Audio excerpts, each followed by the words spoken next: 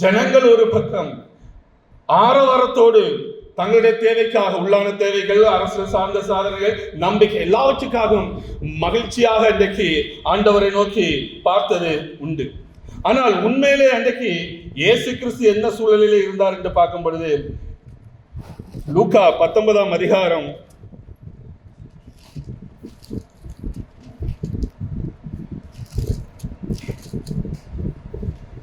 நம்ம வாசி கேட்ட கடைசி அந்த லூக்கா 19 41வது வசனம் பார்க்கும் பொழுது, அவர் சமீபமாய் வந்த பொழுது நகரத்தை பார்த்து அதற்காக கண்ணீர் விட்டழுது என்று வேதம் சொல்லுகிறது. அதற்கு முன்பாக பார்க்கும் பொழுது ஜனங்கள் அவரை அறிந்திருந்தார்கள். அவருடைய அற்புதத்தில் 37ஆம் வசனம் பார்க்கும் பொழுது, அவருடைய அற்புதத்தை எல்லாம் அறிந்த ஜனங்கள் ஒரு கூட்டம் அவர் பின்னாக சென்றார்கள். ஆனால் ஆண்டவரோ அவர் சிட்டிக்குள்ள வரும் பொழுது ஆண்டவர் கண்ணீர் விட்டு அழுகிறார்.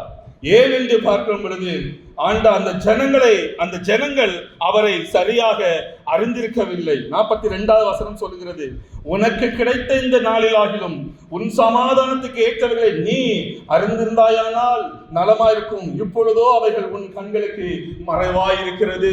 அதாவது நீ அறிந்திருக்கவில்லை, உன் சமாதானம் இயேசு கிறிஸ்து அவர் சமாதான பிரபு. ஏசாயாவிலே 6 அந்த சமாதான பிரபு என்று சொல்லப்பட்டிருக்கிறது நாம் பார்க்கிறோம். நம்முடைய சமாதானத்திற்கு ஒரே உத்தரவாதம் இயேசு கிறிஸ்து. அதை இந்த ஜனங்கள் அறியாமல் இருக்கிறார்கள். அதாவது சொல்றாரு, நீ அறிந்திருந்தாயானால் நலமாயிருக்கும், இன்றைக்கு அது உங்கள் கண்கள் மறைக்கப்பட்டிருக்கிறது.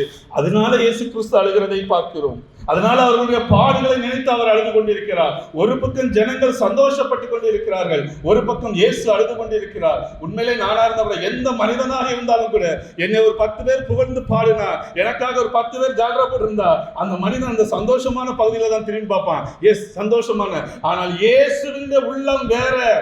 நீங்கள் எத்தனை பேர் துதித்து பாடினாலும் சரி, ஆண்டவருடைய ஒரே எண்ணம், என்னும் என்ன அறியாத ஜனங்கள் இந்த பட்டணத்திலே உண்டு என்று ஆண்டவர் இன்னைக்கு கண்ணீர் வடித்து அழுததை நீங்களும் நான் இந்த வேத புஸ்தகத்தின் மூலம் அறிந்து கொள்ள முடியும்.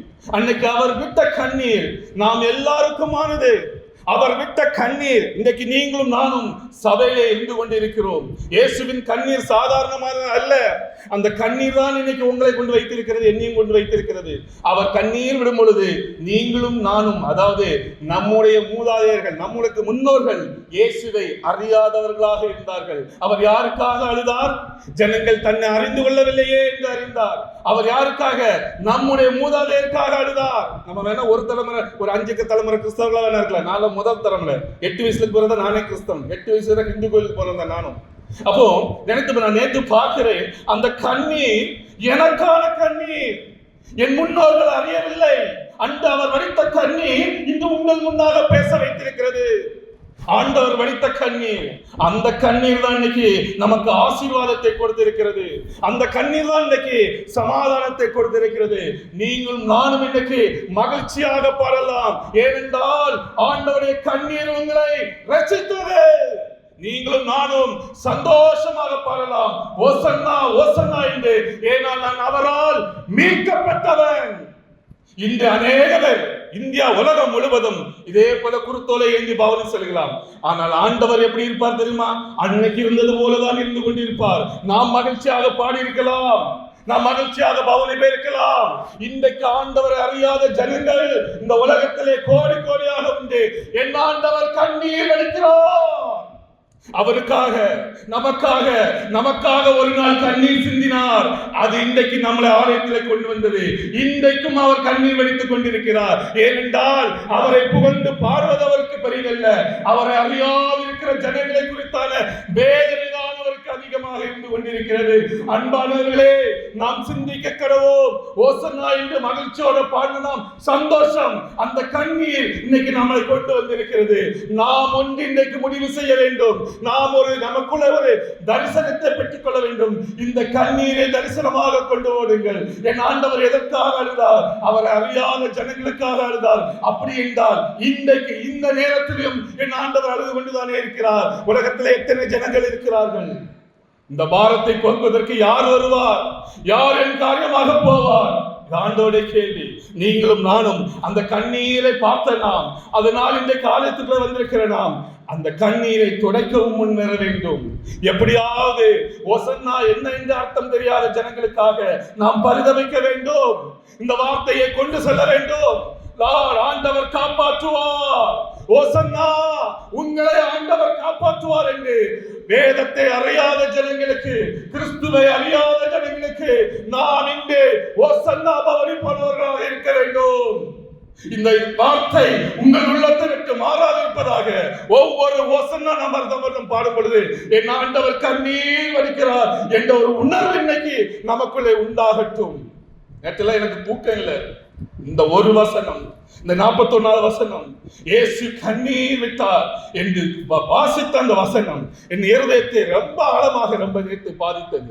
எனக்கும் தூக்கம் இல்லை. நானும் கண்ணீரிலே தான் அதிகமாக நேரம் இருந்தேன். அதிகாலையில எழுந்து ஜபிக்கலாம் என்று முற்பட்ட பொழுது ஜபிக்க முடியல. என் மனைவியை உதவிக்கு கூப்பிட்டேன். கொஞ்சம் ஜபிக்கிறது கம்மி தானே. அவங்க வந்தாங்க. வந்தாலும் கொஞ்சம் ஜபிக்க முடிந்தது. அப்படியே ஜபித்துட்டே நான் வரேன். ஒவ்வொரு பகுதிக்காக ஜபிக்கிறேன். ஒவ்வொரு ஆட்களுக்கு, எங்களுக்கு வெளிக்காரியங்களுக்காக ஜபிக்கிறேன். விழுப்புரம் மாவட்ட போதர்களுக்காக ஒரு பாயிண்ட் எடுத்து ஜபிக்க ஆரம்பித்தேன். அதிகாலை ஒரு 5 மணிக்கு நான் ஜபிக்க ஆரம்பித்ததுதான் ஒரு தரிசனம். இன்றைக்கு காலையில் 5 மணிக்கு ஒரு பாத்திரம், செம்பு பாத்திரம் அழகாக தெரிகிறது. வெளியே பல தெரிகிறது. நானும் உள்ள எட்டி பார்க்கிறேன். உள்ள கரு என்று இருக்குது. உள்ள தண்ணியும் இல்லை, இருளாக இருக்கிறது. எனக்கு ஜபிக்கும் பொழுது அந்த தரிசனத்தை பார்க்க எனக்கு புரியவில்லை. ஜபத்தெல்லாம் முடித்துட்டு வீட்டில் படுத்துருந்து அதையோ யோசிக்கிறேன், இது என்னதாக இருக்கும். நான் எதற்காக ஜெபம் பண்ணினேன்? எல்லா போதர்களும் எழும்பி பிரகாசிக்க வேண்டும். என் வாலிபர்கள் இந்த பட்டணத்தில் எழும்ப வேண்டும் ஆண்டவருக்காக என்று வாலிபர்களுக்காக ஜெபம் பண்ணேன். ஆண்டவரை ஒவ்வொரு சபையிலும் போதர்களை முதலாக மாட்டீங்க. நிறைய போதர்களை பற்றி எனக்கு பர்சனலாக தெரியும். அவர்களுக்காக தான் நான் அழுது கொண்டு இருக்கிறேன். இந்த சொப்பனத்தை அவர் காட்டும்போது கூட கொஞ்சம் எனக்கு வேதனையும் மன வருத்தம் அதிகமாக இருக்கு. அந்த மீனிங் என்ன? வெளியே பார்க்க பல இருக்கு, உள்ள நிரப்பப்படாத பாத்திரமாக இருக்கிறார்கள், இருளடைந்து இருக்கிறார்கள். அப்ப எனக்கும் மார்னிங் ஒரே வேதனை. ஆண்டவரே நான் எப்படி, அது பொதுவா எல்லாருக்கும் ஊழியம் செய்கிற எல்லாருக்காக ஜபிக்கிறேன். ஆண்டவரே நான் எப்படி இருக்கிறேன்? நான் விரும்புகிற பாத்திரனாக இருக்கிறேனா? ஒரே மனவேதனை. ஆண்டவரே எனக்கு சொல்லும், என்னை குறித்து பேசுங்க, உங்களுடைய சித்தத்தை நிறைவேற. அதுக்கு தரிசனம் ஒன்றும் கொடுக்கல, அது வேற. அதையே நினைத்து கொண்டு நிற்கும். உண்மையில அன்னைக்கு காலையில 5 மணிலிருந்து இப்ப வரைக்கும் அந்த துக்கம் என்ன ஆட்கொண்டு கொண்டிருக்கிறது. ஆண்டவர் எதற்காக அழுது கொண்டிருக்கிறார்? என் ஆண்டவர் கண்ணீர் சிந்தி கொண்டிருக்கிறார்கள். இந்த ஊழியருக்காக ஜெபம் பண்ண காலத்த தரிசனம், வெளியே பளபளப்பு, உள்ளே இருள். ஆண்டவர் துக்கப்படுகிறார். இன்றைக்கு நாம் ஒரு முடிவு எடுத்துக் கொள்வோம். யாராக இருந்தாலும் சரி, என் ஆண்டவர் இந்த கண்ணீர் என் தரிசனமாக இருக்கட்டும். என் கண்ணீரை துடைத்து ஆண்டவரே அநேக ஜனங்கள் அடுத்த வருஷம் இதே பவனிலே ஓசன்னா ஆண்டவர் என்னை காப்பாற்றினார் என்று முன் வருவதற்கு நான் என்னை அர்ப்பணிக்கிறேன் என்று இன்னைக்கு நான் ஆண்டவத்தை கேட்ட ஒரே ஒரு வார்த்தை, உன் கண்ணீர் என் வாழ்க்கையின் தரிசனமாக இருக்கட்டும். இந்த கண்ணீரை நான் ஒவ்வொரு நாளும் என் வாழ்க்கையில கொண்டு ஆண்டவரே ஓடுவதற்கு பலன்காங்க. இந்த கண்ணீரை சுமக்கு ஜனங்களை உங்களுக்கு நேராக கொண்டு வர எனக்கு கிருபை தான் என்றுதான் காலையில இருந்த ஒரே ஜெபம். இன்னைக்கு காலத்து உண்டான தரிசனம் அதான் ஸ்ட்ராங்கா சொல்றேன். நான் தான் வேதனையாக இருக்கிறது. என் ஆண்டவருடைய கண்ணீரை நினைத்து நினைத்து நேற்றில இருந்து என்னென்ன ஒரே பாரமாக இருக்கிறது. உலகம் முழுவதும் கொண்டாடுகிறோம், எல்லாம் செய்கிறோம், சந்தோஷம். நாம் மீட்கப்பட்டவர், நான் வேண்டாம் சொல்லல, மகிழ்ச்சிக்காக தான் ஆண்டவர் அதை கொடுத்திருக்கிறார், எல்லாம் சரி. ஆனால் ஒருபுறம் என் ஆண்டவர் துக்கப்பட்டு கொண்டு இருக்கிறாரே என்ற அந்த தரிசனம் நமக்கு சபைக்கு வேண்டும். நான் எப்படி மீட்கப்பட்டேன்? என் சொந்த முயற்சியில இல்ல. ஒரு இந்து கோயில நான் 8 வயசு வரை நானும் மணி அடித்துக் கொண்டிருந்தவன் தான், பட்டப்பட்டவன் தான். என் ஆண்டவர் கிருபையாக மீட்டுக் கொண்டாரே. இன்றைக்கு எப்படிப்பட்ட ஒரு வாழ்க்கையை நான் பெற்றிருக்கிறேன். என்ன பாடுகள் இருந்தாலும் எவ்வளவு இருந்தாலும் ஒரே நம்பிக்கை, நான் இயேசுவின் பிள்ளை. என் வாழ்க்கை அவருடைய கருத்தில் இருக்க ஒரு நம்பிக்கையை கொடுத்திருக்கிறாரே. யாருக்கு கொடுப்பார்? அவருடைய பிள்ளைகளுக்கு மட்டும் இந்த நம்பிக்கை. இயேசுவை நம்பினவர்கள் வெட்கப்பட்டு போனதில்லை. நான் சாட்சி. எவ்வளவு நம்பிக்கையாக வாழ ஆண்டவர் ஒவ்வொருவருக்கும் உதவி செய்திருக்கிறார். ஒரு காலத்துல மணி அடிச்சவன் தானே, அதை நினைத்து பார்க்கிறேன். அப்ப அன்றைக்கு வந்த கண்ணீர், என் முன்னோர்களை நினைத்து ஆண்டவர் விட்ட கண்ணீர், இன்றைக்கு நான் கிறிஸ்துவுக்குள்ளாக வந்து ஓசனா என்று பாட என் ஆண்டவர் வைத்திருக்கிறார். இன்னைக்கு கேட்டது நம்ம ஒவ்வொருவரும் தரிசனத்தை பெற்றுக் கொள்வோம். அடுத்த வருஷம் ஒவ்வொருவரும் நம்ம கூட வேலை பார்க்கறவங்க, பக்கத்துல இருக்கவங்க, ஏதோ ஒரு ஆத்மாவுக்காக கேட்கிற எவனும் பெற்றுக் கொள்கிறான். உங்கள் ஜெபத்திலே ஆண்டவரே எனக்கு ஆத்துமாவை கொடுங்க என்று கேளுங்கள். நீங்கள் பேசாமல் இருந்தாலும் உங்களை கொண்டு ஆண்டவர் அற்புதம் செய்வார். அவரால் செய்ய முடியாத ஒரு காரியம் இல்லை. அங்க சொல்லுகிறாங்க அந்த சம்பவத்துல லூக்கா 19 உங்க சீஷர்கள் அமைதியா இருக்க சொல்லுங்க. அவர் என்ன சொல்றாரு? அவர்கள் சும்மா இருந்தால் இந்த கல்லுகள் கூப்பிடும் என்று சொல்லுகிறார். ஆண்டவருடைய வார்த்தையை உற்று நோக்குங்கள். நமக்கு தேவை தரிசனம், நமக்கு தேவை ஒரு வாஞ்சை. ஒவ்வொரு நாளும் ஆண்டவர்கிட்ட கேளுங்க. ஆண்டவர் இந்த கண்ணீரை துடைக்க என்னை பயன்படுத்தும், நான் அநேகரும் வந்து கொண்டு வர என்னை பயன்படுத்தும் ஆண்டவரை என்று கேளுங்கள். யாரை கொண்டும் ஆண்டவர் பயன்படுத்த முடியும்?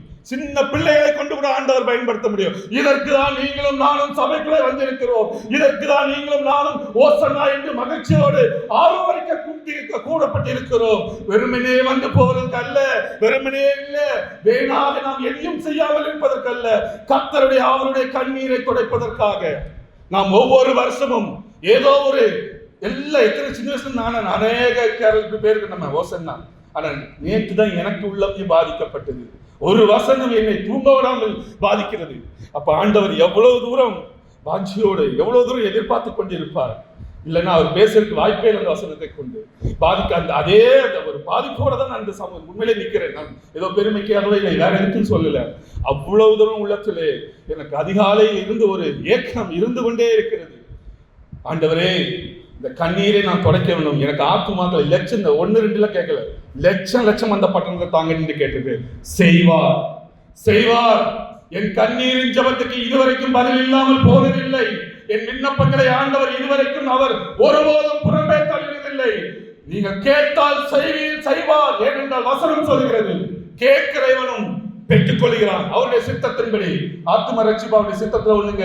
நீங்கள் யார் வாய் திறந்து நீங்க ஆண்டவர் சமூகத்தில் போய் கேட்டாலும் ஆண்டவர் செய்ய வல்லவராக இருக்கிறார். அந்த கண்ணீரின் நோக்கத்தை உணர்ந்தவர்களாக நாம் மற்றவர்களை கிறிஸ்துவுக்கு நேராக கொண்டு வருவோம்.